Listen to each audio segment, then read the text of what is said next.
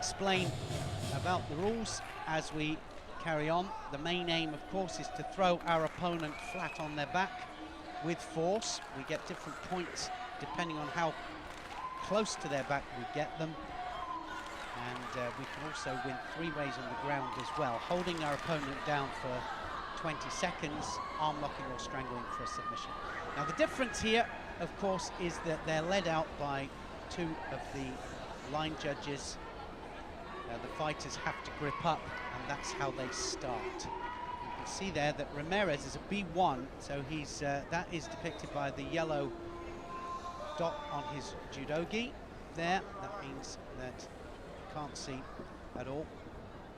And B3 Rodriguez, so he has certain things that he can see at certain times. So it's interesting because a lot of the times fights pan out in a different way.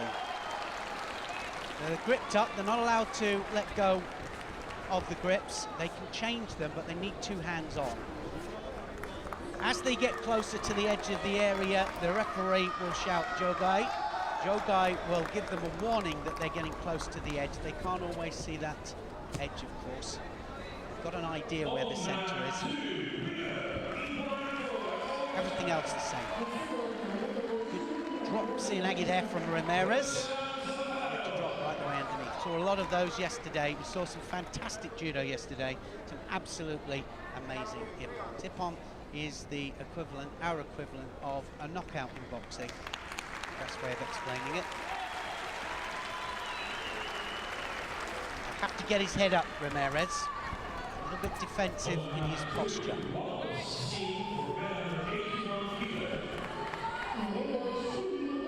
So a lot of the time, using their feet, as do able-bodied as well, it's all about using your feet to get a bearing as to where your opponent is and to break balance as well. Sometimes just to find a way in, the right line in order to throw your opponent.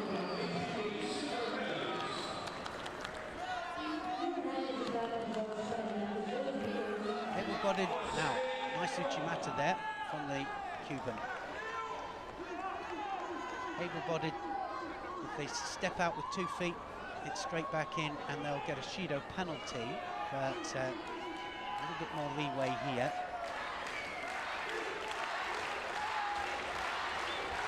So a passivity given to Ramirez.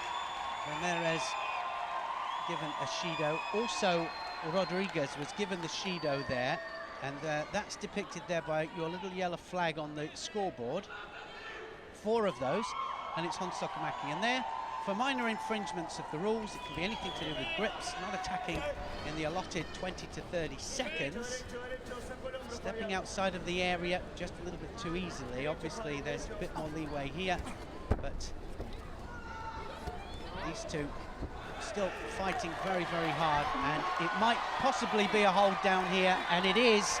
Now just have a look at the clock on the right-hand side there, just counting up the seconds. 20 seconds he's got a hold in for there, 10 seconds gone, so he's already got a Yuko on the board, and you'll see that when he gets to 15 seconds, a Rosari goes on the board, and then when he reaches the 20 seconds, Ippon is called.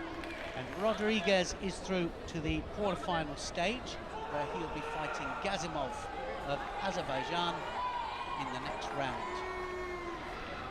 All over for Rodolfo Ramirez.